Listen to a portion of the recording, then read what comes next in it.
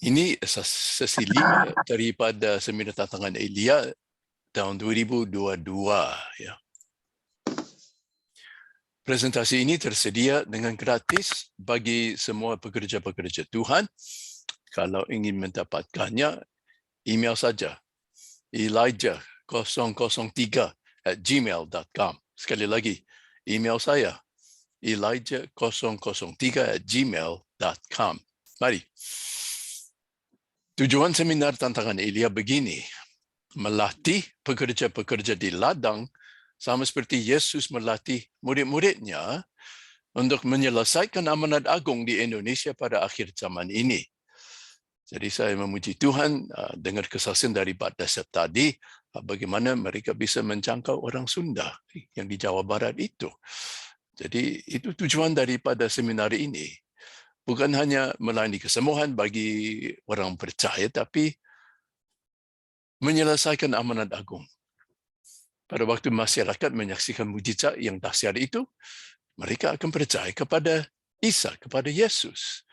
Jadi, seperti yang tadi dikatakan oleh Pak Boas, kita tidak kabarkan agama Kristen. Tidak, agama tidak bisa menyelamatkan.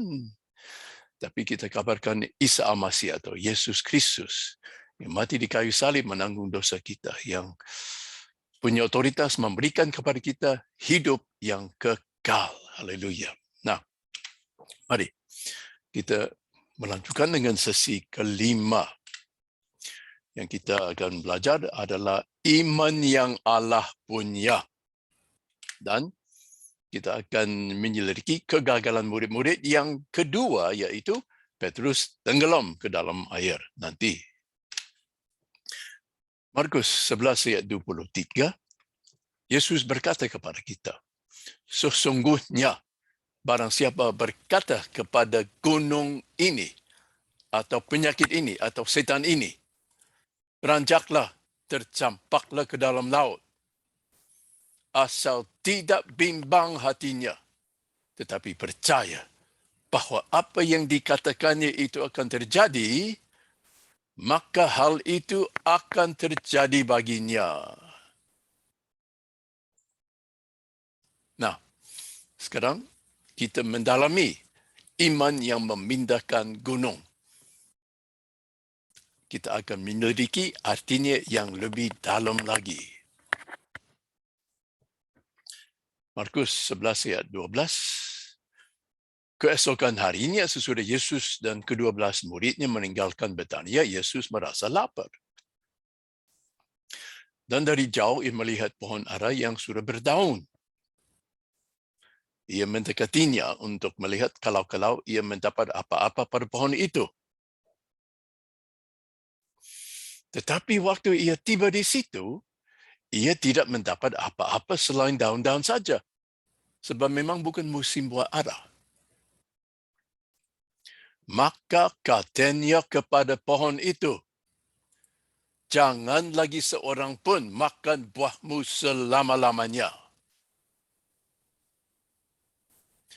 Dan murid-muridnya pun mendengarnya. Nah, saudara-saudari, biasanya kita tidak berkata-kata kepada pohon. Biasanya orang gila yang berkata-kata kepada pohon. Tapi di sini Tuhan mengajar sesuatu hal yang penting sekali untuk kita. Terus ayat ke-20, pasal yang sama, pagi-pagi ketika Yesus dan murid-muridnya lewat, mereka melihat pohon ara tadi sudah kering sampai ke akar-akarnya.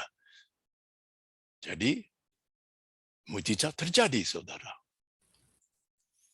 Bagaimanakah Yesus melakukan mujizat ini?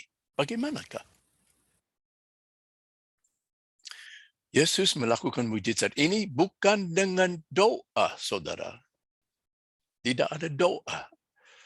Melainkan dengan mengeluarkan perintah kepada pohon itu, yaitu jangan lagi seorang pun makan buahmu selama-lamanya.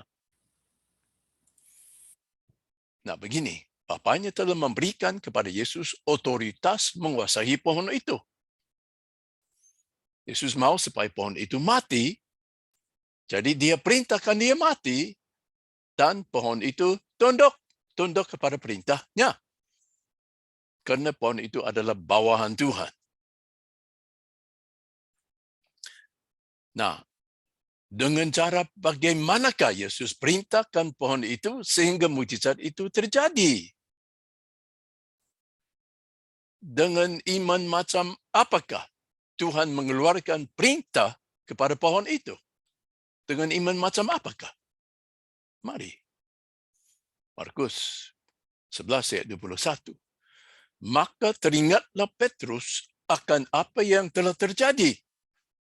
Lalu ia berkata kepada Yesus, Rabi, lihatlah, pohon ara yang kau kutuk itu sudah kering.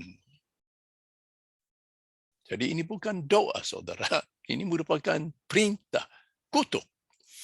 Petrus terheran menyaksikan mukjizat itu.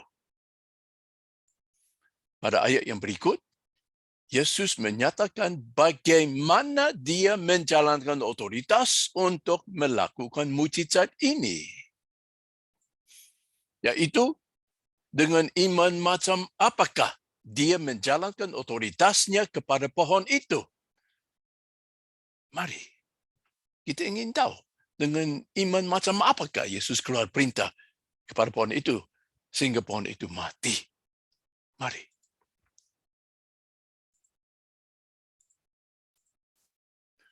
Ayat 22. Yesus menjawab mereka, percayalah kepada Allah. Nah, sebetulnya saudara, menurut bahasa Yunani, jawapan Yesus yang tepat adalah yang berikutnya. Punyalah iman yang Allah punya. Ini menurut bahasa Yunani, ini terjemahan yang lebih tepat. Yesus menjawab mereka, punyalah iman yang Allah punya. Dalam bahasa Inggris, ya, Yesus jawab, have faith of God. Bukan have faith in God, tetapi have faith of God. Punyalah iman yang Allah punya. Itu jawapan dari Tuhan. Nah, kita ulangi ayat 22 dengan terjemahan yang tepat sekarang, yang tepat. Markus 11 ayat 20. Yesus menjawab mereka, punyalah iman yang Allah punya. Aku berkata kepadamu, sesungguhnya barang siapa berkata kepada gunung ini, kepada penyakit ini, kepada setan ini, beranjaklah dan tercampaklah ke dalam laut. Asal tidak bimbang hatinya, tetapi percaya bahawa apa yang dikatakannya itu akan terjadi, maka hal itu akan terjadi baginya. Nah, begini saudara-saudari. Imannya Allah ini sama dengan iman yang memindahkan gunung. Sama saja. Ada dua bagian daripada imannya Allah. Bagian yang pertama, tidak bimbang hatimu. Yang kedua, apa yang saya katakan itu akan terjadi. Nah, inilah imannya Allah ataupun iman yang memindahkan gunung. Pokoknya, kita harus mengerti otoritas. Kalau saudara mengerti otoritas, saudara bisa punya imannya Allah. Bisa punya iman yang memindahkan gunung. Yang penting kita harus mengerti ciri-ciri daripada otoritas.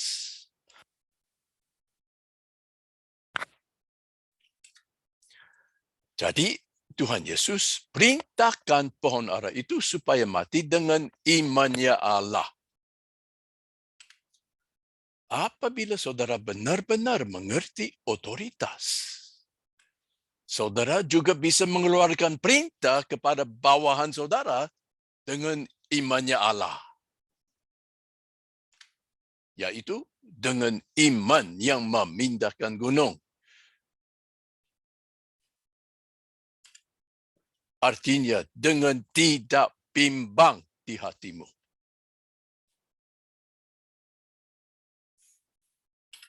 Apabila saudara mengerti otoritas, saudara bisa punya imannya Allah. Yaitu iman yang memindahkan gunung.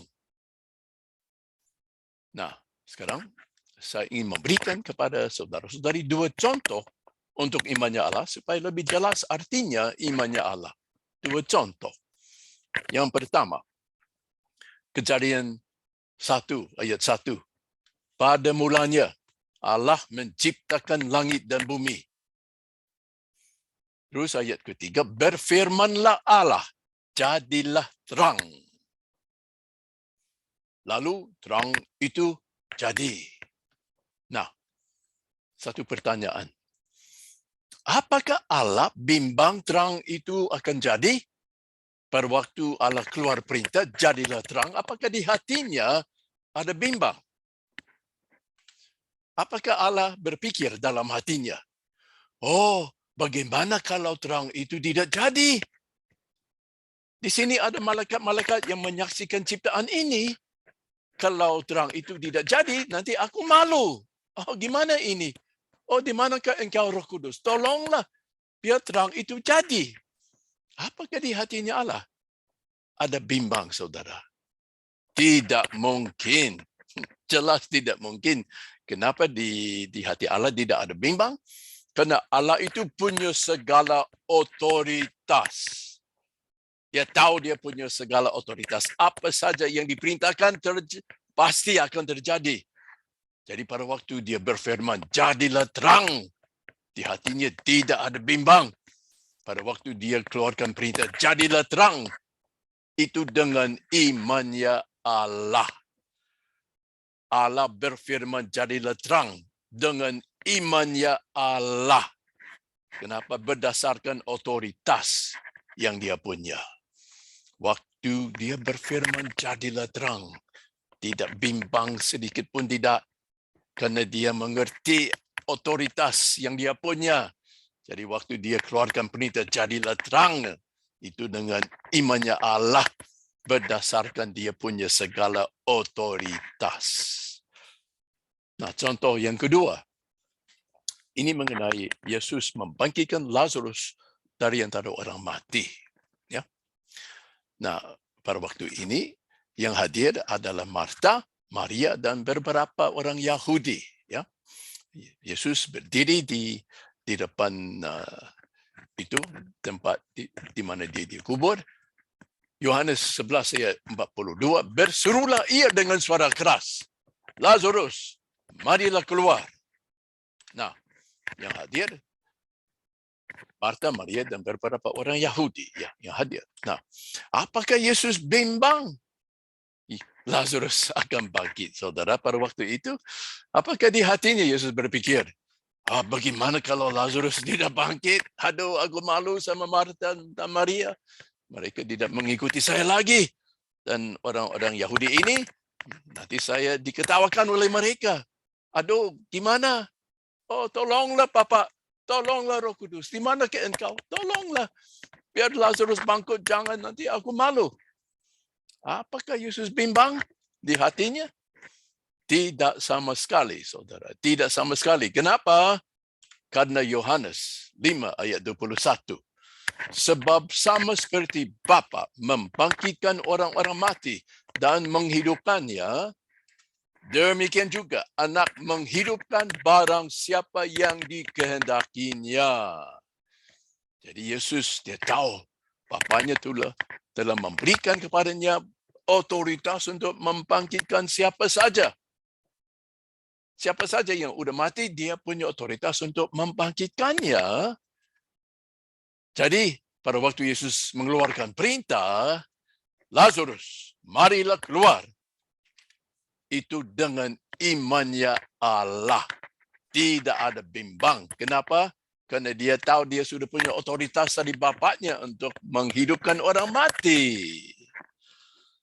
Jadi waktu dia keluar perintah, itu dengan imannya Allah.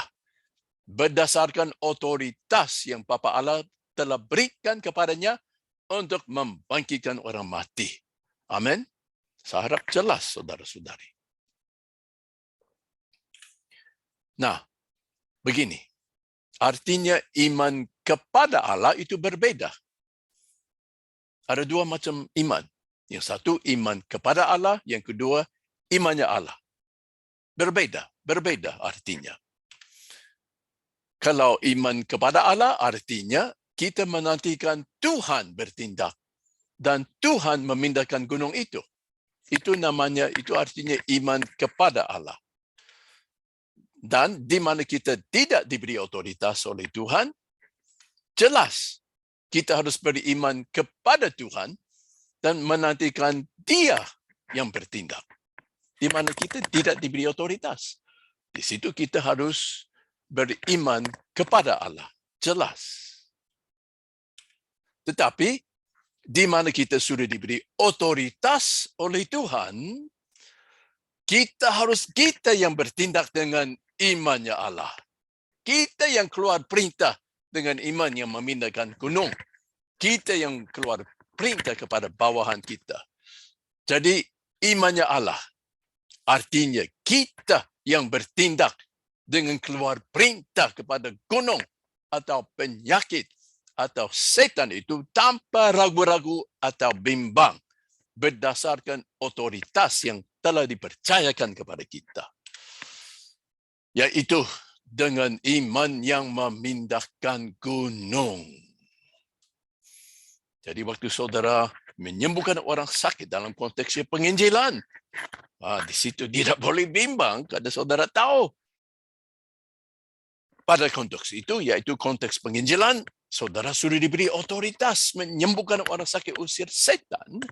Jadi kenapa pada waktu itu ada bimbang? Nggak boleh di hati ada bimbang, nggak usah. Karena kenapa? Di situ, pada waktu penginjilan, pemberitaan Injil, saudara sudah diberikan otoritas menguasai setan dan menyembuhkan orang sakit. Jadi kenapa mau bimbang? Nggak usah, jangan. Nah, begini. Oleh karena kita belum mengerti otoritas dan imannya Allah, mujizat dalam penginjilan hari ini jarang sekali. Ya, pada umumnya di Indonesia, waktu penginjilan jarang ada mujizat. Jadi, daripada pakai yang diperintahkan oleh Tuhan, yaitu menyembuhkan orang sakit, beritakan Injil, daripada itu, kita pakai cara lain, cara sosial, pendidikan, dan lain sebagainya. Ya, itu boleh ya mau piara yatim piatu, mau kasih orang makan, kasih beras, bangun sekolah, boleh. Tapi mujizat di mana? Mujizatnya di mana? Harus ada mujizat, saudara. Karena itu diperintahkan oleh Tuhan. Sembuhkan orang-orang sakit di situ. Tapi karena kita belum mengerti otoritas dan imannya Allah, kita jarang menyembuhkan orang sakit dalam penginjilan. Jarang ada mujizat. Sayang sekali. Dan akibatnya, kita yaitu tubuh Kristus di Indonesia jadi lumpuh dan tidak berhasil memberitakan Injil kepada suku-suku di Indonesia yang belum terjangkau, ya. Tapi puji Tuhan, di antara suku Sunda sudah mulai berhasil, ya. Puji Tuhan dengan Pak Dasep, Pak Elias. Karena kenapa? Karena mereka mengerti otoritas. Otoritas itu ujung tombak di mana kita bisa menembus dan menjangkau suku-suku yang belum dijangkau. Ya, kalau mengerti otoritas dan imannya Allah. Iman tanpa bimbang, iman yang memindahkan gunung berdasarkan otoritas yang sudah dipercayakan kepada kita. Jadi begini, boleh dikatakan imannya Allah itu sama dengan iman yang memindahkan gunung, sama saja. Yesus melakukan mujizat itu, yaitu mengutuk pohon ara itu dengan menjalankan otoritasnya, dengan memerintahkan pohon itu mati. Dengan imannya Allah atau iman yang memindahkan gunung.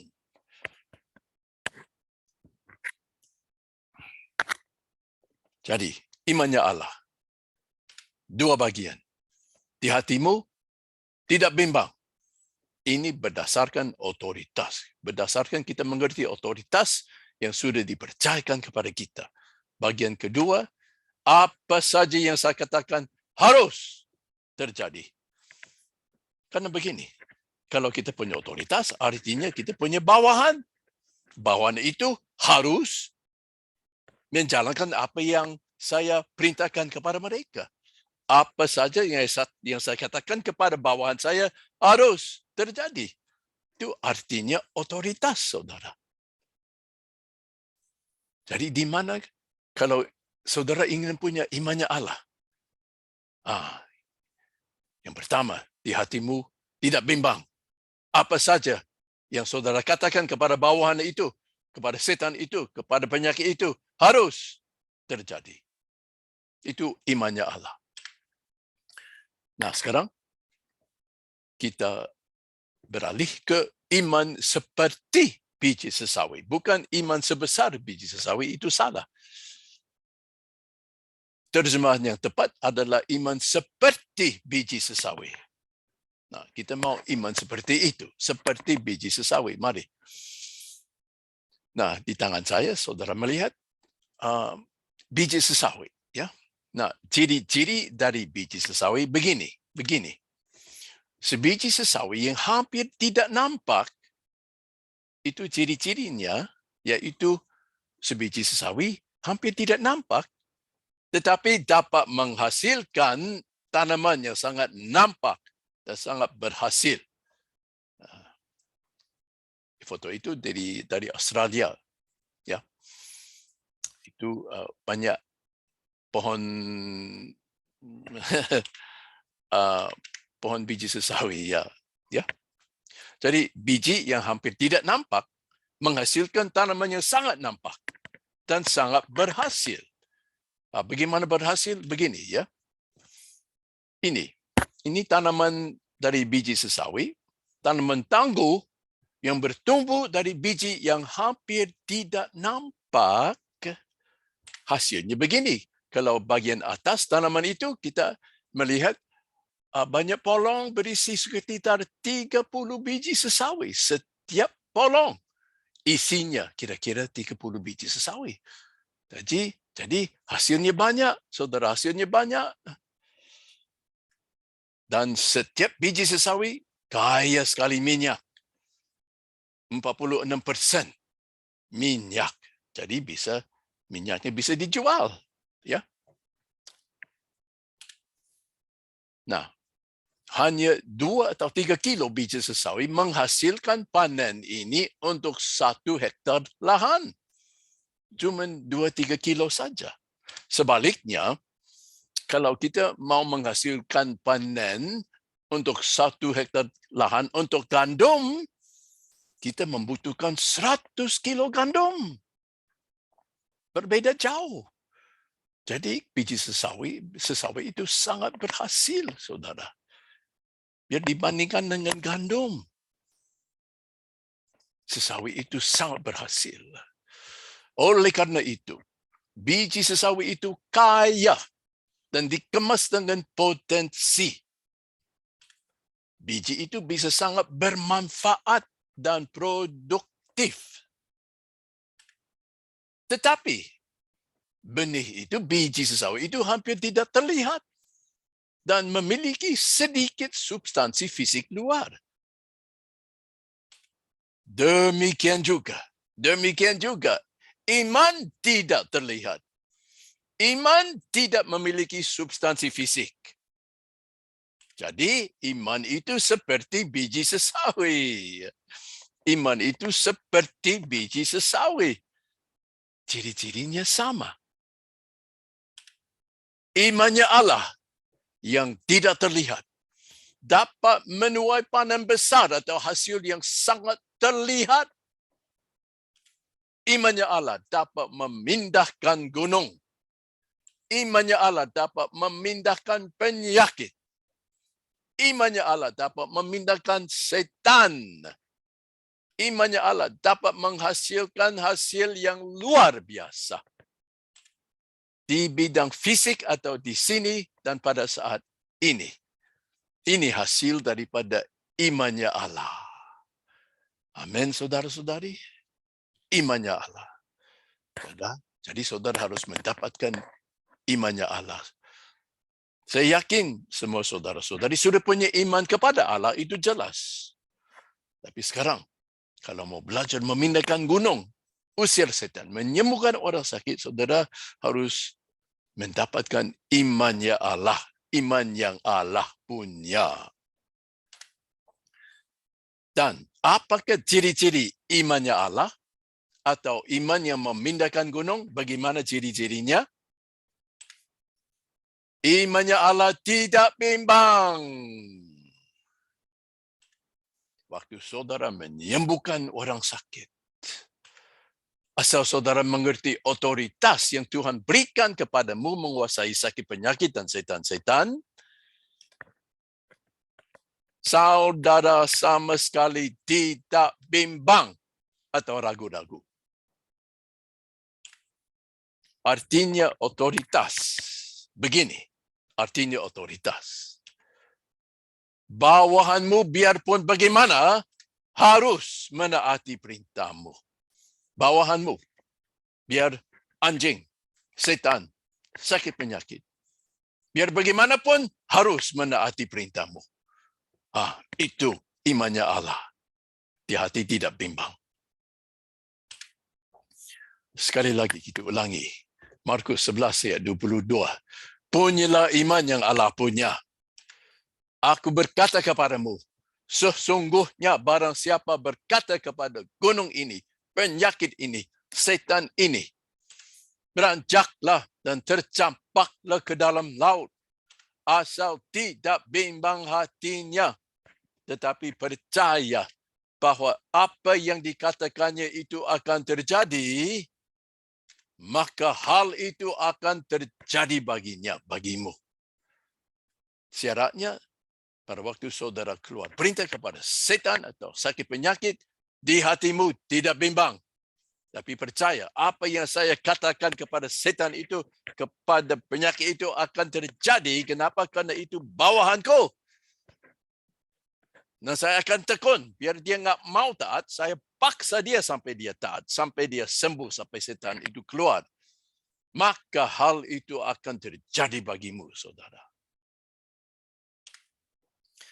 Kalau kita mengerti otoritas, kita boleh punya imannya Allah.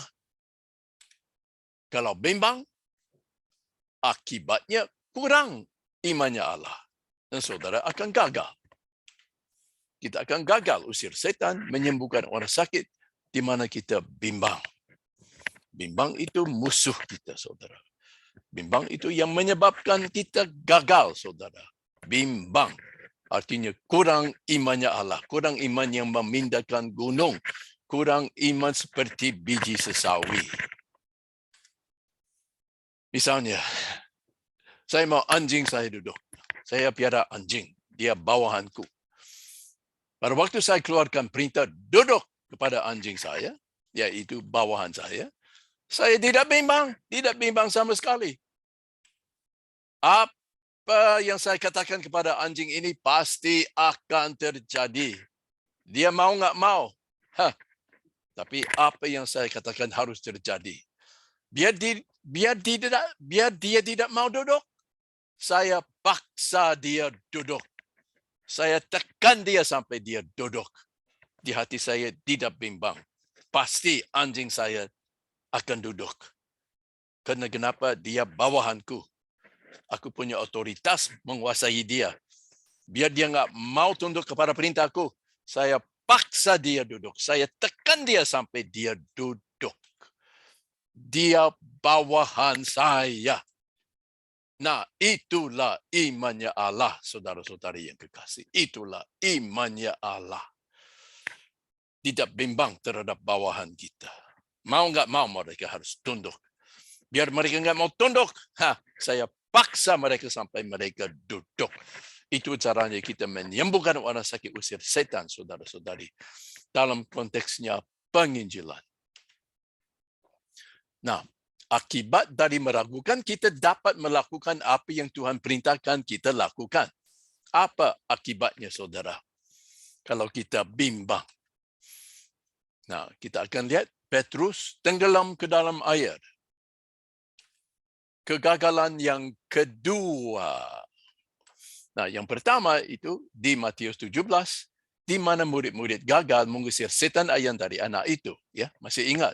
Itu kegagalan yang pertama. Nah, sekarang kita menyelidiki kegagalan yang kedua, yaitu Petrus tenggelam ke dalam air.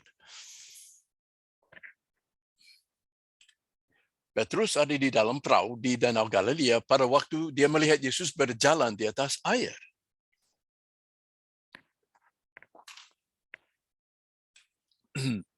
Matius 14 ayat 28. Lalu Petrus berseru dan menjawab dia, Tuhan, apabila engkau itu, suruhlah aku datang kepadamu berjalan di atas air. Petrus kagum melihat Yesus berjalan di atas air. Dan ia juga ingin berbuat yang sama. Petrus juga mau berjalan di atas air. Tetapi Petrus menunggu perintah dari Tuhan Yesus dulu. Baru dia datang kepadanya berjalan di atas air. Dia tunggu perintah dari Tuhan dulu.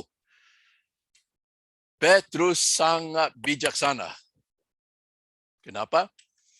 Sebelum dia memberanikan diri menjalankan mujizat ini, yaitu turun dari perahu berjalan di atas air, Petrus tunggu perintah dari Tuhan untuk melakukannya dulu. Itu sangat bijaksana, saudara. Bagaimana akibatnya? Kalau kita coba berjalan di atas air lautan tanpa diperintahkan oleh Tuhan, ya, itu bahaya, saudara. Kita bisa tenggelam, ya. Nah, kembali ke Markus 14 ayat 29. Kata Yesus kepada Petrus, datanglah. Yesus perintahkan Petrus, datanglah. Pada waktu Yesus mengeluarkan perintah supaya datanglah, kita tahu bahwa Petrus melakukan mujizat ini menurut kehendak Tuhan. Itu jelas, ya. Dan Petrus telah diberikan otoritas oleh Tuhan untuk berjalan di atas air. Begitu Tuhan suruh dia datanglah, artinya Tuhan memberikan kepada Petrus otoritas, kesanggupan untuk berjalan di atas air. Dan menurut kehendaknya, Petrus berjalan di atas air. Hanya dengan demikian, Petrus memberanikan diri turun dari perahu dan berjalan di atas air. Demikian juga, sebelum kita coba menjalankan suatu mujizat, kita harus menerima perintah dari Tuhan untuk melakukannya. Tapi puji Tuhan, Tuhan sudah perintahkan kita menyembuhkan orang sakit, usir setan, dan memberitakan Injil. Jadi ketiga mujizat ini, itu sudah diperintahkan oleh Tuhan kepada kita. Jadi silakan, menyembuhkan orang sakit, usir setan, kabarkan Injil, silakan. Tetapi kalau kita berani coba melakukan suatu mujizat tanpa diperintahkan oleh Tuhan, kita kemungkinan ambil risiko. Misalnya, pernahkah Tuhan dengan jelas di dalam Injil perintahkan kita mengusir roh-roh yang di udara? Pernah tidak? Tidak pernah, saudara. Tidak pernah. Di keempat Injil, Tuhan Yesus tidak pernah perintahkan murid-muridnya menjalankan perperangan rohani di udara. Tidak pernah. Yaitu, dia tidak pernah perintahkan murid-muridnya melawan pemerintah-pemerintah, melawan penguasa-penguasa, melawan penghulu-penghulu dunia yang gelap ini, melawan roh jahat di udara. Itu dari Efesus 6.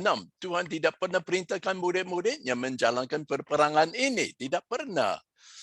Kalau kita berani menjalankan ini tanpa diperintahkan oleh Tuhan, kita ambil risiko berat sekali, saudara. Nah, ini pengajaran lain lagi. Lain lagi, saudara. Tidak termasuk seminar ini. Tapi ini satu peringatan bagi saudara-saudari. Kita tidak diperintahkan oleh Tuhan menjalankan perperangan rohani di udara. Tidak pernah, saudara. Ya, udah. Sekarang kita ulangi lagi ayat 28. Lalu Petrus berseru Dan menjawab dia, Tuhan, apabila engkau itu, suruhlah aku datang kepadamu berjalan di atas air. Kata Yesus, datanglah. Maka Petrus turun dari perahu dan berjalan di atas air mendapatkan Yesus. Tetapi ketika dirasanya tiupan angin, takutlah ia dan mulai tenggelam. Lalu Petrus berteriak, Tuhan, tolonglah aku. Segera Yesus mengeluarkan tangannya, memegang dia.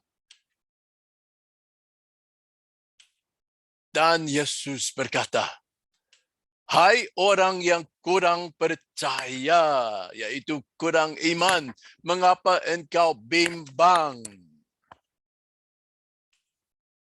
Yesus tidak senang dengan Petrus. Yesus membentak Petrus. Yesus tidak senang dengan seruan Petrus karena Yesus sudah perintahkan Petrus datang berjalan di atas air dan sudah menuntut dia berhasil menjalankan perintahnya. Saudara, perintah apa saja yang Tuhan keluarkan kepada kita, kita harus menjalankan. Kalau kita gagal menjalankan perintah Tuhan, Tuhan pasti tidak senang. Kerana kita adalah pengikutnya, murid-muridnya. Apa saja yang dia perintahkan kita untuk melakukan, kita harus berhasil.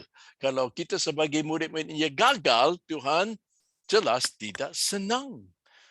Jadi di sini Yesus tidak senang dengan Petrus karena Petrus gagal menjalankan perintahnya Yesus, yaitu datanglah, datang kepadaku tanpa tenggelam. Tapi Petrus di sini gagal menaati perintahnya. Sebelum dia sampai kepada Yesus, dia tenggelam ke dalam air. Yesus jelas tidak senang karena Petrus gagal, tidak menaati perintahnya. Nah, mengapa Petrus tenggelam, saudara? Mengapa? Kenapa? Mari kita ulangi ayat 31. Yesus berkata, hai orang yang kurang percaya, yaitu kurang iman, mengapa engkau bimbang? Inilah kedua kalinya Yesus menegur murid-muridnya oleh kerana mereka kurang percaya. Ini kedua kalinya, saudara. Mereka ditegur kerana kurang iman. Kali pertama adalah di Matius 17, di mana mereka gagal mengusir setan ayam dari anak itu. Ya, saudara masih ingat itu. Itu kegagalan yang pertama. Nah, di sini kegagalan yang kedua. Satu kali lagi, Yesus berkata, hai orang yang kurang percaya atau kurang iman, mengapa engkau bimbang? Jadi Petrus tenggelam karena dia bimbang. Tepatnya apa yang Petrus ragukan? Ini yang penting, saudara. Kita harus mengerti sebetulnya apa yang dia ragukan. Petrus bimbang, dia bisa berjalan di atas air sebagaimana diperintahkan oleh Tuhan Yesus. Itu yang diragukan oleh Petrus. Dia bimbang, dia bisa berjalan di atas air. Walaupun diperintahkan oleh Yesus berjalan di atas air. Marilah kita mengulangi kegagalan yang pertama di Matius 17. Ya, mari, satu kali lagi. Ini pada waktu mereka gagal usir setan ayam dari anak itu. Saya baca ya, ayat 19. Mengapa kami tidak dapat mengusir setan itu? Tanya murid-muridnya. Yesus berkata, karena kamu kurang percaya atau kurang iman. Yaitu kurang iman yang memindahkan gunung. Sesungguhnya, sekiranya kamu mempunyai iman seperti biji sesawi saja, kamu dapat berkata kepada gunung ini, pindah dari tempat ini ke sana, maka gunung ini akan pindah dan takkan ada yang mustahil bagimu. Jadi murid-murid itu gagal usir setan ayam itu karena kurang iman yang memindahkan gunung, yaitu kurang iman. Jadi pada Matius 17, kenapa mereka gagal usir setan itu? Karena kurang iman, yaitu kurang iman yang memindahkan gunung, yaitu di hati mereka ada bimbang. Kita selalu mengajar umat Tuhan Supaya jangan bimbang terhadap Bapa kami yang di surga. Amin, amin, amin. Jangan bimbang terhadap Bapa kami. Tetapi, apakah Petrus bimbang terhadap Allah di sini? Apakah sebab itu dia tenggelam karena bimbang terhadap Allah? Tidak. Apakah Petrus bimbang terhadap Tuhan Yesus di sini? Mengakibatkan dia tenggelam? Tidak. Apakah Petrus bimbang Yesus bisa berjalan di atas air di sini? Jelas tidak. Dia menyaksikan Yesus berjalan di atas air. Jadi Petrus tidak bimbang Yesus bisa berjalan di atas air. Jadi tepatnya apa yang Petrus ragukan? Karena Petrus bimbang dia sendiri bisa berjalan di atas air sebagaimana diperintahkan Yesus. Boleh dikatakan Petrus kurang imannya Allah. Di hatinya ada bimbang. Dia bisa berjalan di atas air sebagaimana diperintahkan Yesus. Di hatinya ada bimbang. Jadi dia kurang imannya Allah. Kurang imannya Allah. Kurang imannya memindahkan gunung. Karena di hatinya bimbang. Bimbang dia bisa berjalan di atas air sebagaimana diperintahkan kepadanya oleh Yesus. Imannya Allah. Markus 11 ayat 22. Yesus menjawab mereka. Punyalah iman yang Allah punya. Aku berkata kepadamu, sungguhnya barang siapa berkata kepada gunung ini, kepada penyakit ini, kepada setan ini, beranjaklah, tercampaklah ke dalam laut. Asal tidak bimbang hatinya, tetapi percaya bahwa apa yang dikatakannya itu akan terjadi, maka hal itu akan terjadi baginya. Kenapa Petrus tenggelam? Karena kurang imannya Allah. Jadi Petrus gagal dan tenggelam oleh karena dia kurang imannya Allah. Di hatinya bimbang. Dia bisa menjalankan apa yang diperintahkan Tuhan kepadanya untuk menjalankan. Hatinya bimbang. Dia bisa berjalan di atas air sebagaimana diperintahkan oleh Tuhan. Hatinya bimbang. Artinya kurang imannya Allah. Iman kepada Allah itu berbeda, saudara. Kalau iman kepada Allah itu saya yakin Tuhan bisa melakukannya. Tidak ada yang mustahil bagi Tuhan. Itu artinya itu namanya iman kepada Allah. Tapi imannya Allah itu berbeda. Imannya Allah itu begini. Saya yakin saya bisa melakukannya. Karena saya diberi otoritas dan kesanggupan oleh Tuhan. Dan saya diperintahkan oleh Tuhan untuk melakukannya. Jadi saya yakin saya bisa melakukannya berdasarkan itu.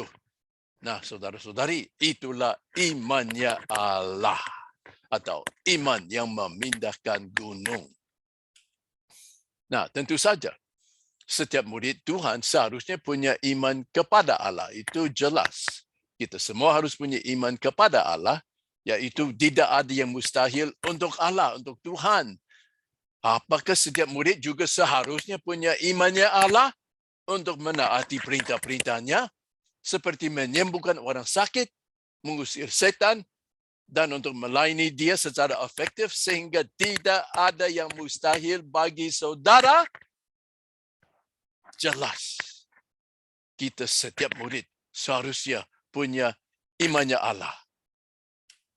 Tuhan menjalankan yang mustahil melalui murid-muridnya yang punya imannya Allah. Jelas kita percaya Allah bisa memindahkan gunung. Tapi sering Allah memindahkan gunung dengan memakai murid-muridnya yang punya iman yang memindahkan gunung. Artinya dengan menggunakan murid-muridnya yang punya imannya Allah. Amin. Bagi mereka tidak ada yang mustahil. Allah pakai mereka untuk menjalankan mukjizat. Allah pakai mereka yang punya imannya Allah untuk memindahkan gunung, untuk menjalankan mukjizat-mukjizat. Matius 17 ayat 22 dan 20. Sesungguhnya sekiranya kamu mempunyai iman seperti biji sesawi saja, kamu dapat berkata kepada gunung ini atau kepada penyakit ini atau setan ini, pindah dari tempat ini ke sana, maka gunung ini akan pindah dan takkan ada yang mustahil bagimu. Jadi begini, tidak cukup kita turun dari perahu saja. Tidak cukup, saudara. Kita juga harus berjalan di atas air tanpa tenggelam. Tidak cukup kita hanya berusaha untuk menyembuhkan orang sakit sebagaimana diperintahkan oleh Tuhan. Tidak cukup, saudara. Karena kalau akhirnya gagal, itu tidak cukup, saudara. Kita juga harus menyatakan kuasa kesembuhan secara nyata untuk membawa jiwa-jiwa kepada Tuhan menurut perintahnya di Lukas 10 ayat 9, yaitu sembuhkanlah orang-orang yang ada di situ dan katakanlah kepada mereka, kerajaan Allah sudah dekat padamu. Ini yang sudah dijalankan di Jawa Barat, di antara suku Sunda dengan Pak Ilyas, Pak Dasem dan murid-murid mereka. Sudah dijalankan dengan sangat berhasil. Nah, sekarang kita mau lihat kegagalan yang ketiga. Kegagalan yang ketiga. Mari. Matius 8 ayat 23.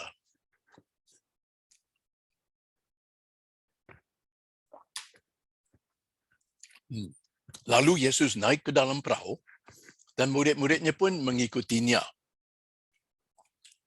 Sekonyong-konyong mengamuklah angin ribut di danau itu, sehingga perahu itu ditimbus gelombang, tetapi Yesus tidur.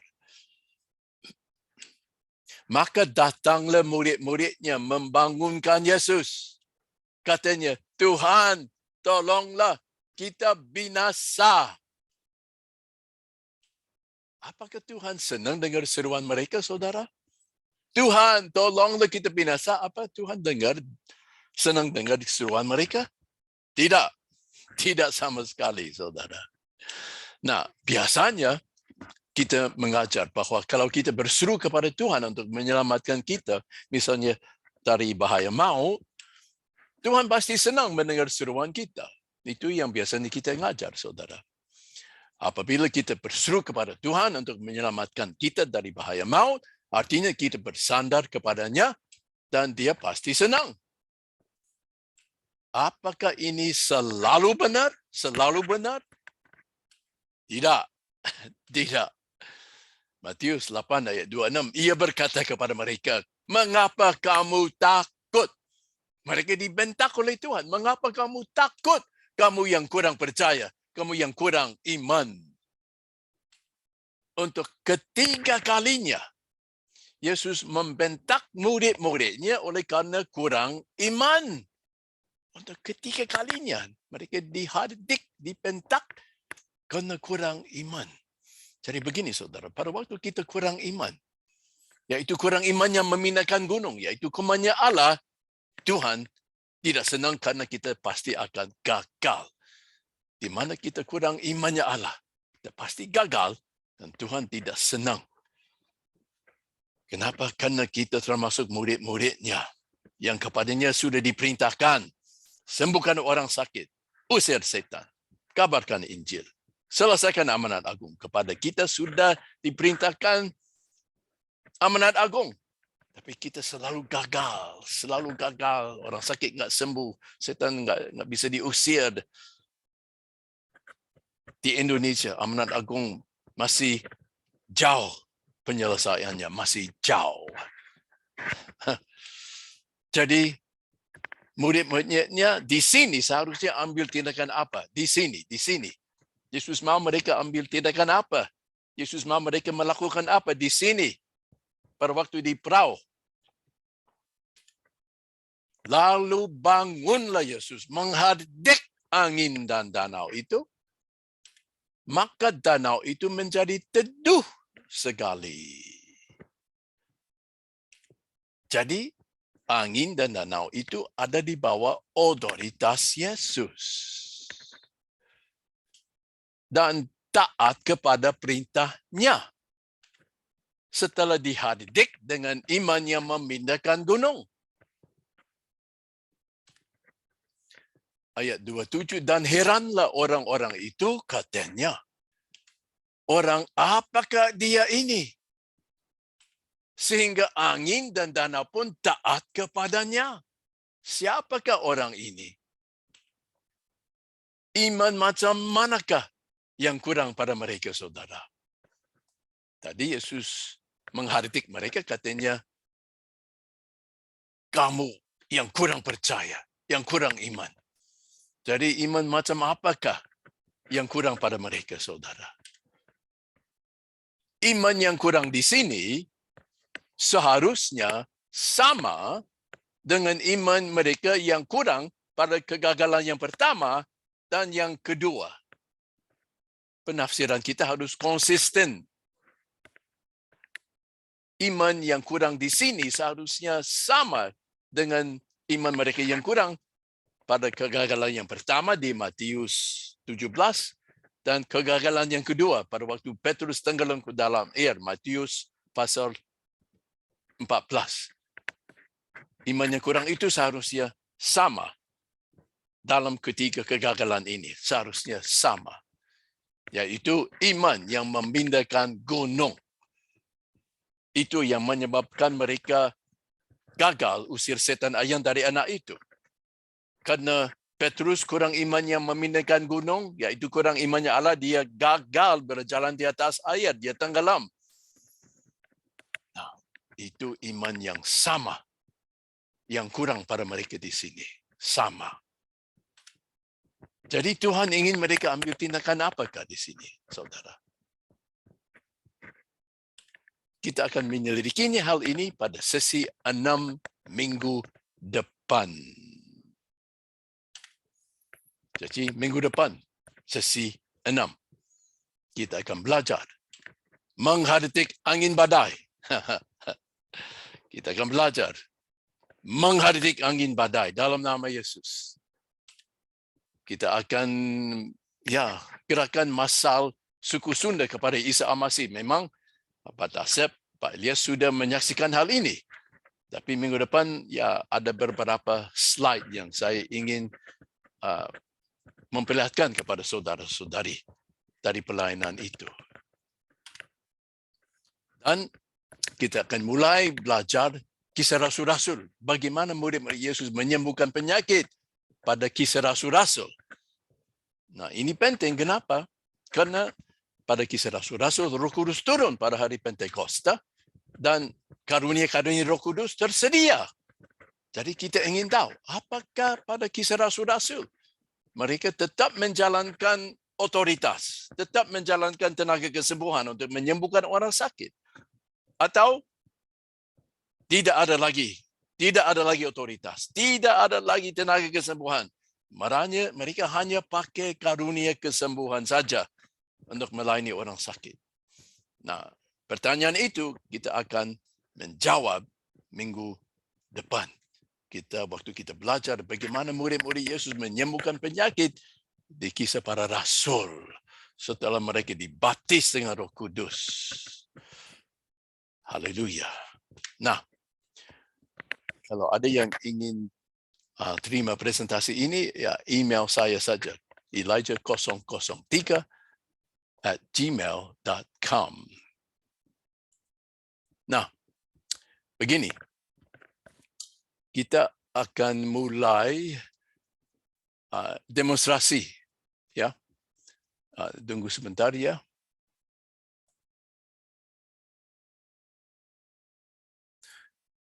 Nah, sekarang kalau ada yang begini ya, saya mau melayani orang yang di badannya ada sakit pinggang. Kita mulai dengan yang sederhana. Di sini ada siapa yang sakit pinggang, ingin disembuhkan, kita akan melayani dia dengan menjalankan otoritas dan tenaga kesembuhan. Ada siapa yang ingin disembuhkan? Silakan. silakan angkat tangan, unmute, boleh unmute kalau mau. Dan kita akan teruskan dengan demonstrasi. Ada siapa yang sakit pinggang yang ingin disembuhkan? Silakan.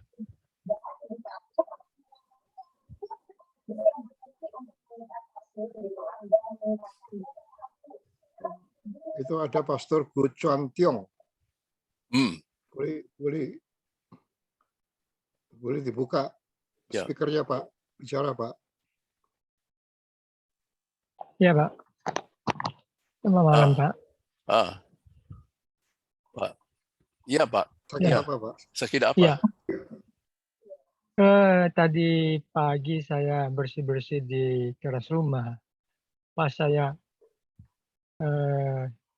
pijak licin, akhirnya jatuh. Pas pinggang saya itu kena, Pak. Tapi puji Tuhan tidak sampai patah. Cuma sampai saat ini masih terasa sakit. Jadi ini akibat dari tadi pagi jatuh. Iya. Ya, okey, bagus. Jadi sekarang masih merasa sakit. Ya. Jadi begini, kita akan melayani dengan menjalankan otoritas dan tenaga kesembuhan. Ya, ini ikut contohnya Tuhan Yesus sendiri. Seringkali pada waktu dia menyembuhkan orang sakit, dia pakai peletakan tangan dan dia juga menjalankan otoritas. Jadi, apakah Bapak sendirian atau ada orang lain yang bisa meletakkan tangan? Saya sendirian, Pak. Jadi begini, Bapak yang meletakkan tangan atas diri sendiri. Ya, coba bisa bangun, bangun berdiri, Pak. Coba, ya. Bagus, ya. Nah, sekarang tangannya diletakkan atas tempat yang masih sakit. Sudah? Tangannya diletakkan di situ, ya. Bagus. Nah, sekarang kita keluar perintah, ya. Seperti dalam nama Yesus, saya tangking sakit ini hilang, seperti itu, ya. Jadi kita nggak usah tutup mata karena ini bukan doa, ini menyerang musuh. Penyakit itu, kesakitan itu merupakan musuh. Amin. Jadi terhadap musuh kita tidak pakai doa, kita pakai hantam. Kita pakai menyerang, kita pakai otoritas. Sembuh, kira-kira begitu, ya. Nah, jadi Bapak meletakkan tangan atas pinggang dan Bapak sekarang ikut perintah ini. Waktu keluar perintah tidak boleh bimbang. Amin. Enggak boleh bimbang. Amin. Yakin. Amin. Penyakit ini harus lenyap. Sakit ini harus hilang. Karena kenapa? Amin. Ini bawahanku. Ini bawahanku. Harus tunduk. Seperti anjing saya harus tunduk. Enggak boleh tidak tunduk. Harus tunduk. Amin. Kalau dia enggak mau tunduk, kita paksa dia tunduk. Amin. Paksa dia hilang. Amin.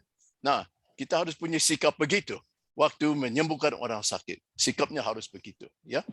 Jadi kita jangan tutup mata.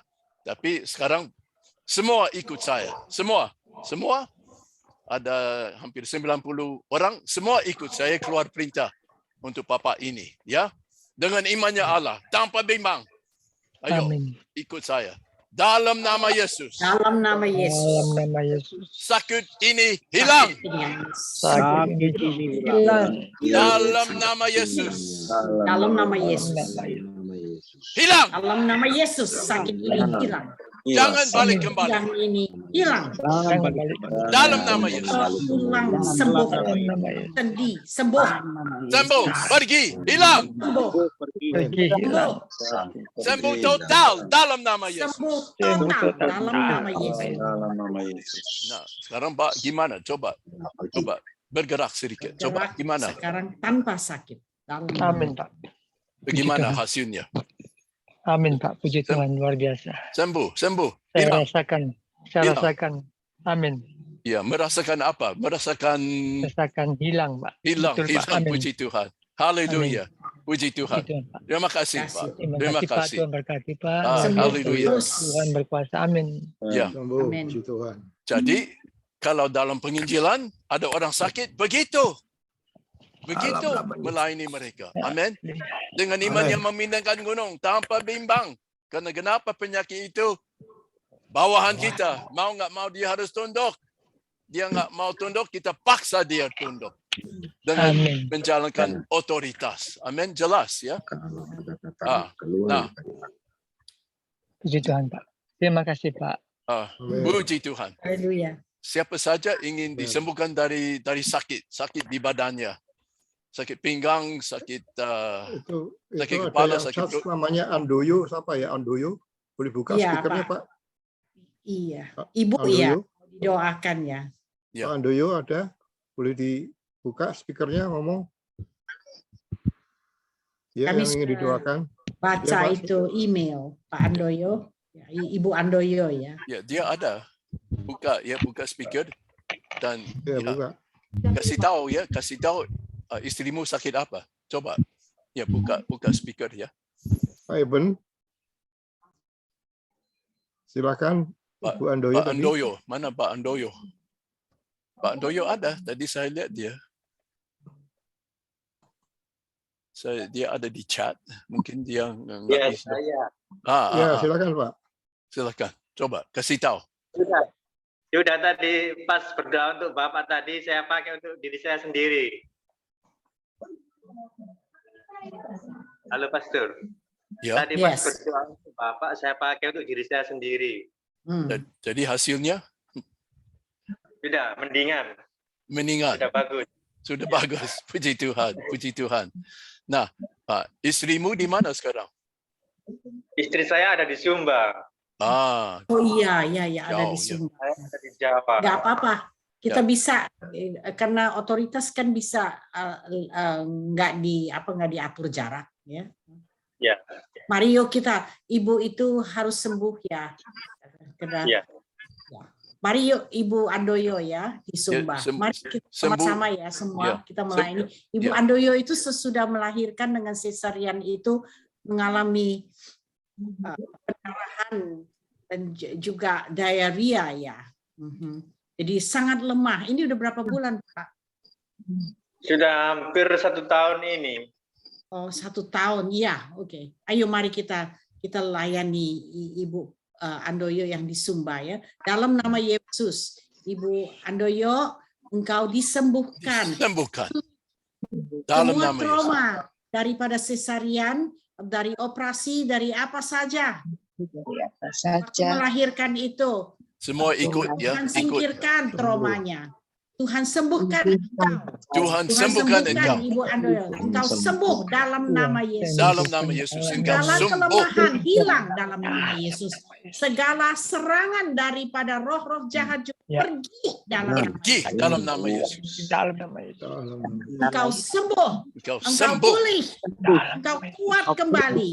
Kuat kembali. Semua vitamin, mineral, Yes. darah, cairan di tubuh, semua dipulihkan. Jantung, Pulihkan. Dalam nama Yesus. Dipulihkan dalam nama Yesus. paru-paru, lever, Paru-paru, liver. usus sembuh Usus dalam sembuh. nama Yesus. Dalam nama Yesus. Sembuh.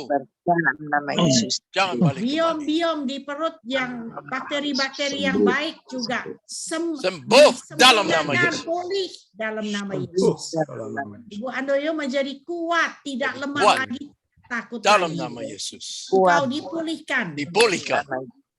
Dalam nama Untuk Yesus. memelihara anak-anakmu dalam nama Yesus. Dalam nama Segala Yesus. ketakutan, segala kecemasan pergi dalam Pergi. nama Yesus. Ya. Sembuh, Sembuh.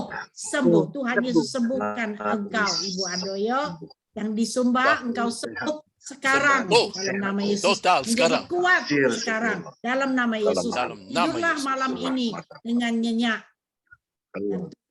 Amin. Jungi engkau, memberikan engkau mimpi yang bagus dalam Yes, nama ya. Yesus. Amin. Nanti Pak Andoyo. Tenang. Nanti coba telepon ke Damai istri. Tanya. sejahtera. Ya. Kuat dalam nama Yesus. Ya. Tuhan Sembuh. memberkati keluarga Pak Andoyo. Nanti Pak Andoyo coba telepon dia. Tanya bagaimana keadaannya. Ya. Seharusnya ada mulai maju. Ya. Dan Pak Mungkin- Andoyo sendiri juga bisa ya, tetap setiap hari ya. Itu Iya, iya. sudah doa diperintahkan begitu ya sama. Karena biar di Sumba kah atau di mana saja tidak jadi soal ya. Ya. Iya. Nah, apakah ada yang sakit jantung? Sakit jantung Pak mau Eben. disembuhkan. Pak Eben itu jatuh dari motor, dadanya sakit tuh. Waduh, Di mana dia? Pak Eben ya. Ya, Pak Eben dibuka speakernya, bicara. Ya. Pak Iwan. Buka, ya. Ya, silakan. Di mana? Dada sakit tuh, di bawahnya Pastor William tuh. Saya nggak kelihatan. Ya, Pak Eben Tadi ada. Nah, bicara, Pak Eben. ya, Pak dalam Iwan. nama Yesus. Ya, jangan sekarang. Jatuh. Pak Eben boleh bicara? Ya, coba. Ya, Ya, dadanya Kak. masih Sakit ya. Kena jatuh ya. Jatuh dari Dari motor. motor. Ya. Hmm. Oke. masih terasa agak Ya. Oke, sekarang kita menyembuhkan dia. Ya. Ayo. Semua ikut. Sama-sama. Semua ikut ya. Pak Iman sebetulnya nggak usah tutup mata karena sekarang kita bukan pakai doa, kita pakai menyerang. Nanti sakit itu akan hilang ya. Jadi nggak usah tutup mata karena bukan doa, kita keluar perintah. Nanti Bapak akan sembuh. Percaya tidak? Percaya. Ya, okey. Ikut, semua ikut saya. Semua ikut saya. Dalam nama Yesus. Dalam nama Yesus. Sakit ini hilang. Sakit ini hilang. Paru-paru Sembuh dadanya. hilang. Paru-paru sembuh. Dalam Sembuh. nama Yesus. Nama Yesus. Semua luka, paru-paru, tulang rusuk sembuh. Ya, Sembuh. sembuh. Kami menghardik sakit ini dalam nama Yesus. Hardik sakit ini dalam nama Yesus. Sakit ini turun, Hilang. hilang Amin. dalam Ya. nama Hilang. Yesus. Amin. Sembuh. Sembuh. Semua tulang-tulang sembuh, paru-paru Sembuh. sembuh. Tulang-tulang rusuk Pulih sembuh. dalam nama Yesus. Boleh. Dan kalau bernapas tidak sakit lagi. Ya. Bisa tarik napas dalam. Nah, Amin. Dan trauma dari tubrukan itu aku tengking dalam nama engkeng Yesus. dalam nama Yesus sembuh. Jadi Sembuh. Pak Eban coba tarik nafas yang dalam coba tarik nafas sekali lagi dalam nama Yesus. Tarik nafas. Sembuh. Sembuh penyakit Sembuh dalam nama sakit Yesus. hilang, Tidak sakit hilang, lagi. hilang dalam nama Yesus. Amin. Coba terus Semuanya. tarik nafas dalam nama Sudah Yesus. hilang Sakit penyakitnya. ini mundur, hilang, Hilang. sembuh Amin. total. Dan darah-darah yang terkumpul juga di dalam ini semua clot Pulih semua kembali. Ya. dalam nama Jadi, Yesus. oke, Pak Eben, gimana rasanya sekarang? Bagaimana? Ada perubahan? kurang, Pak. Ada. Puji Tuhan. Sudah hilang belum? Hilang. Kenapa? Hilang. Hilang. Total. Hilang. Amin. Amin. Puji Tuhan. Haleluya. Tangannya bisa Haleluya. diangkat nggak Pak? Bisa kalau tangan bisa. Tangan bisa ya, Nah. kiri kanan bisa ya. Ya. Kalau nunduk dikit gitu, Ya, kalau iya Bebas ya. Bebas? bebas nggak? Kalau belum Amin. ya Bapak sama Ibu teruskan aja ya. Ya. Letakkan tangan Perintahkan tengking ya. pergi Itu sakit. penyakitnya. Semua luka-luka dalam juga. Kalau ada pendarahan, stop dalam nama Yesus. Ya. Tidak ada Amin. pendarahan di dalam juga. Ya. Stop Amin. dalam nama Yesus. Amin. Tulang, tendon, muscle, sembuh dalam nama Sembuh. Yesus. Sembuh. Dan juga Sembuh. semua Total. trauma-trauma dari tubuhkan semua itu sakit pergi penyakit dalam nama pergi. Yesus. Pergi dalam nama Yesus. Puji Tuhan. Jadi Pak Eben, Tuhan berkati Bapak Ya. dan Ibu keluar masuk. amin. Jadi begini, kalau sakit itu balik, cepat ditangking. Amin. Cepat dihardik. Jangan kasih dia balik kembali. Ini terserah Bapak. Karena Bapak punya otoritas, terserah Bapak sekarang. Amin. Amin. Sembuh enggak sembuh, terserah Bapak. Kan Bapak punya otoritas. Amin. Jadi Amin. jangan kasih itu balik. Terserah Bapak. Amin. Haleluya. Sembuh. Bapak Hilang. adalah murid Yesus. Jadi sakit penyakit bawahanmu. Amin. Nah, ini terutamanya dalam konteksnya penginjilan. Ini untuk penginjilan. Menjangkau orang-orang yang belum percaya. Harus ingat itu. Ya. Amin. Amin. Puji Tuhan. Dan juga malam ini Bentar. tidur dengan nyenyak. Pastor Elia. Satu lagi saya mohon didoakan Pastor. Ya. Lucio. Yes. Pastor, Ya, silakan Pak. untuk istri saya ini berapa minggu ini dia memang dia ginjal dan gula darah. Jadi seringkali drop sampai berapa hari ini dia seringkali lemah, sakit dada dan itu memang ginjal ya. Ya. sama gula darah. Di Dia sekarang mana dalam dia? keadaan lemah ya. Ya. Di mana Ya, dia? mungkin ada di sama saya seperti dia lagi istirahat lagi. Ya, oke. Heeh. Ayo kita layani. Perlu dibantu doa, Pak. Ya. Ya. Bapak, apakah bisa panggil dia? Jadi Bapak bisa Dia lagi- meletakkan tangan. Dia lagi istirahat, She Pak. Lagi is- istirahat. Heeh. Lagi istirahat. Ya. Ya udahlah. Ya. Ya. Heeh. Dalam nama Yesus, Dalam nama Yesus. istri Dalam nama Yesus. Bapak ini Ibu. Pak Tuan ini sembuh dalam nama Amin. Yesus. Amin. Sehat. Diabetes ini kami tengking dalam nama Yesus. Amin. Juga Ibu Tuan ini dapat mengendalikan diri dengan Amin. makanannya. Amin. Tuhan berikan bijaksana supaya makan yang benar. Dalam Amin. nama Yesus, diabetes ini aku tengking dalam nama Yesus. Dalam nama Yesus. Kamu itu dipulihkan supaya bisa membuang semua darah-darah yang melalui kencing dengan sempurna dalam nama Yesus. Ginjal itu disempurnakan. Amin. Pankreas juga dalam nama Amin. Yesus. Amin. Liver juga disembuhkan. Amin. Dan Darah Yesus. Tuhan sembuhkan jantungmu juga dalam Amin. nama Yesus. Sudah. Nah, Amin. Sembuh dalam nama Yesus. Sembuh. Sembuh. Amin. Kembali Sembuh. sehat dan tidur malam ini juga dengan Amin. jadi Bapak melayani dia dengan cara yang sama ya. Amin, Pak. Sama. Terima kasih, Pak. Nanti Bapak Terima kasih, melayani Bu. dia juga. Puji ya, Tuhan. sama-sama. Tuhan. Terima kasih, Pak. Ada satu lagi itu Bu Catherine Hera lagi kena COVID, lagi demam sekarang. No. Ya, Okay, oke. Lucille, you do that. Okay. Hancurkan virus COVID itu Bu dalam Catherine. nama Yesus. Ya. Virus-virus Dalam nama Yesus. COVID semuanya mati. Oke. Amin. Demamnya Mati turun. virus COVID. Normal Mati. kembali. Dan Dalam semua side Sembuh, effect Bu Catherine. daripada COVID ini juga aku Dalam tengking. Dalam Tidak nama boleh Yesus. ada klot, Sembuh. tidak Dalam boleh nama- ada Ya, perusakan yang positif COVID paru-paru. sembuh. Sembuh. Semuanya sembuh. Ya, dalam nama Yesus Oh, Tuhan Yesus sembuh. sembuhkan Dalam nama Yesus dan bisa perintahkan semua bernapas COVID dengan pergi. sempurna.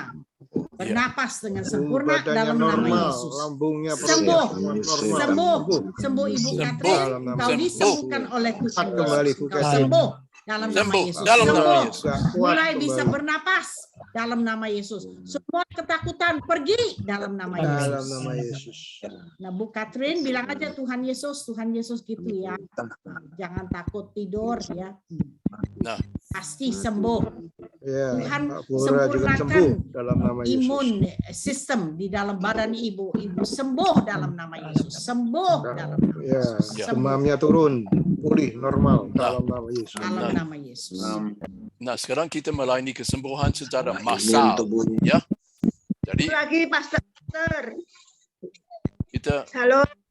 Ya, Bu Amana. Iya, Bu. Ini anak saya namanya Jennifer, masih Muslim, dan suaminya Muhammad Arif Wibowo. Minta dukungan doa, dan Jennifer ini sakit autoimun lupus. Lupus ya, iya. Oke. Ini apa Oke, lupus. Ayo mari kita sama-sama melayani. Kami tengking lupus itu di dalam nama Yesus. Imun sistemnya tidak boleh memakan diri sendiri. Tuhan sembuhkan imun sistem Jennifer. Jennifer, engkau percayalah kepada Yesus. Semua roh-roh jahat yang mempengaruhi engkau kami tengking dalam nama Yesus. Jennifer, engkau sembuh dari lupus ini. Dan imun sistem kamu ini dipulihkan supaya tidak memakan diri sendiri. Amin. Sembuh Jennifer. Dan Jennifer, dengan kesembuhan ini engkau datang kepada Tuhan Yesus. Tuhan Isa. dalam suaminya juga. Suaminya juga sekeluarga. Biar sekeluarga datang kepada Isa Al-Masih. Menjadi pengikut Isa Al-Masih. How does she feel? Let's go ask her how she feels. It's Jennifer. It's her daughter. Oh, okay. Jogja, dia lagi di Jogja. Di Jogja ya. Ya. Nanti Ibu tanya ya, Jennifer bagaimana. Ibu juga boleh kalau lagi hubungan telepon bilang, Jennifer, Tuhan Yesus sembuhkan kamu, lupus kamu aku tengking gitu dalam nama Isa Al-Masih. Boleh ya Bu ya, bisa ya. Ya. Ya, caranya begitu. Jadi Jennifer itu tahu ya, Tuhan Yesus itu bukan hanya nabi aja ya, tapi Tuhan kita yang menciptakan kita, tubuh kita. Jadi pakai ya otoritas itu melalui telepon. Jennifer, sini, Ibu mau melayani kamu supaya lupus kamu sembuh. Itu aja ya. Imun sistem kamu ini tidak boleh makan diri sendiri, tapi untuk menyerang penyakit dari luar. Itu. Jadi dalam nama Isa Al-Masih, Jennifer sembuh. Jennifer, kamu kalau sembuh harus percaya kepada Isa Al-Masih. Gitu aja. Kamu dan suamimu sekeluarga ya, gitu. Seperti yang Pak Dasep lah tadi katakan gitu, yang kasih kesaksian. Iya. Ya, terima kasih Bu Lucy. Ya, sama-sama. Ibu Terima bisa kasih. kontak sama Pak Dasep enggak? Ibu kenal dia? Kenal Pak Dasep? Nomornya tidak punya Nanti HP-nya. Pak Boas ya. Oh, harus kasih minta- dia. Pak Boas bisa kasih. Iya, baik. Nanti saya kasih. Saya coba berapa kali telepon Ibu Amanah ini nggak bisa karena yang lalu saya mau hubungi anaknya juga, tapi nggak pernah terangkat. Oh, Jadi tolong Bu, kalau saya telepon diangkat, diterima Bu. Karena yang lalu saya mau berdoa untuk anak Ibu, mau bicara juga, tapi nggak diangkat. Tadi Oh, jadi tolong kalau saya mau bicara dengan anak Ibu atau Ibu minta nomornya Pak Dasep, itu komunikasinya yang lancar Bu. oh iya Pak. Saya telepon, Ibu telepon balik. Kalau nggak diterima, bagaimana? Oh iya, nanti saya telepon balik. Ya, Terima kasih Bu. Ya. baik Pak William, Bu William, kita mau perintahkan sama-sama, rame-rame sekarang yang sakit apapun. rame-rame yuk. Ya. Sabtu, Minggu, Kamis lalu ada yang kena COVID sebelum ikut acara ini, panasnya tinggi, 37 hampir 38, tapi Oh. setelah didoakan langsung turun, Sembuh. keluar keringatnya dan Wah, sembuh puji sudah. Tuhan. Puji Tuhan. Oke, Ya, mari kita melayani kesembuhan Kita semua massal, sama-sama ya. sama-sama. ya. Jadi kalau yang hadir di sini ada yang mengalami sakit di situ, sekarang meletakkan tangan atas diri sendiri, boleh ya. Di mana ada sakit, di mana mau disembuhkan, di situ kita meletakkan tangan. Ayo sekarang, boleh. Nah, sekarang semua ikut saya keluar perintah dengan imannya Allah, dengan iman tanpa bimbang, berdasarkan otoritas yang Tuhan sudah percayakan kepada kita. Mari, dalam nama Yesus. Dalam nama Dalam Yesus. nama Yesus. Semua sakit penyakit sakit hilang. Semua sakit penyakit. pergi, hilang semuanya. Semua roh sakit penyakit sembuh. keluar. Semua roh sakit penyakit pergi. Sakit perut Pergi. sembuh, sakit mata sembuh. Jangan balik kembali. Urat otot saraf Dan sembuh. balik kembali. Dalam Dalam nama Yesus. Dalam nama Yesus. Kami tangking semua Sembuh, sakit dada penyakit. sembuh, Semua paru-paru sakit penyakit kami sembuh. tangking dalam nama Penyakit Yesus. Semua usir, tumor pergi dalam hilang. nama Yesus. Semua tumor hilang. Dalam nama Yesus. Ya, Dalam nama gatal-gatal Yesus. hilang. Semua Dalam kelemahan nama- hilang. tekanan darah tinggi, Semua kelemahan hilang. darah, Dalam normal, nama Yesus. dalam nama Tekanan Yesus. darah turun. Dalam nama Yesus. Sakit Amin. COVID Tuh, badan hilang. normal, Sakit COVID turun. hilang. Semua gejala-gejala COVID hilang. Semua gejala-gejala Sakit saraf COVID sembuh hilang. dalam nama Yesus. Semua sakit penyakit hilang. Semua Pergi sakit penyakit dalam nama pergi, Yesus. Saraf mata pergi, pulih pergi. dalam nama Yesus. Lenyap dalam nama Yesus. Yesus menyembuhkan Oh. engkau. Yesus menyembuhkan aku. Total. Total. Jangan balik Amin. kembali. Total Dalam sembuh. nama Yesus. Jangan balik kembali. Sakit dada sembuh, Sembuh. sakit gula sembuh. Sembuh. Ada yang baru ini Covid sembuh. Siapa dalam yang nama sembuh? Yesus. Silakan bersaksi. Yang baru ini sembuh. Silakan. Saya juga rasanya sudah sehat. Ini kuat. Puji Tuhan. Amin. Puji Tuhan. Siapa lagi baru ini mengalami ringan dibandingkan dengan dulu? Siapa? Ada.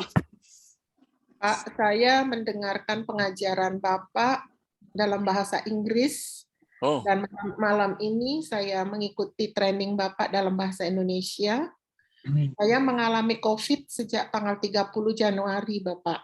oh, Dan ketika saya mendengarkan pengajaran Bapak, saya menerapkannya. Saya mengusir COVID itu. Dan puji Tuhan Pak, kemarin saya tes, hari ini hasilnya negatif Bapak. Puji Tuhan. Dan semua gejalanya hilang ya.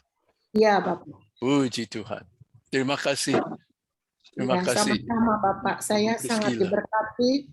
Dan waktu saya mendengar pengajaran Bapak, ada juga yang menelepon saya dari Kalimantan Utara. Biasa saya mendoakan orang sakit, tapi dengan pengajaran Bapak ini saya merubah metode dan dia sudah mengalami demam 1 bulan, sudah dibawa ke dokter oleh orang tuanya. Ini anak remaja 19 tahun. Lalu saya terapkan cara Bapak, saya minta dia letakkan tangan di dadanya, yang dia bilang rasa sesak kalau dia bernafas dan masih demam. Saya usir setan dan sakit itu, dan saya minta dia beri apa perubahan yang adik alami. Wah, sudah bagus Ibu, sudah puji Tuhan. Sudah baik. Puji Jadi Tuhan. saya menyaksikan Pak, walaupun waktu itu saya belum sembuh, tapi saya mempraktekkan itu dan saya yakin Tuhan sudah menyembuhkan saya.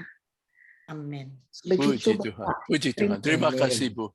Terima kasih untuk kesaksian. Sangat menyegarkan. Haleluya. Tuhan berkati Ibu ya. Puji Tuhan. Haleluya. Sudah ya, Pak Boas, kembali kepadamu. Haleluya. Baik, Bapak Ibu. Terima kasih Pastor William, Ibu William. Sangat memberkati. Tinggal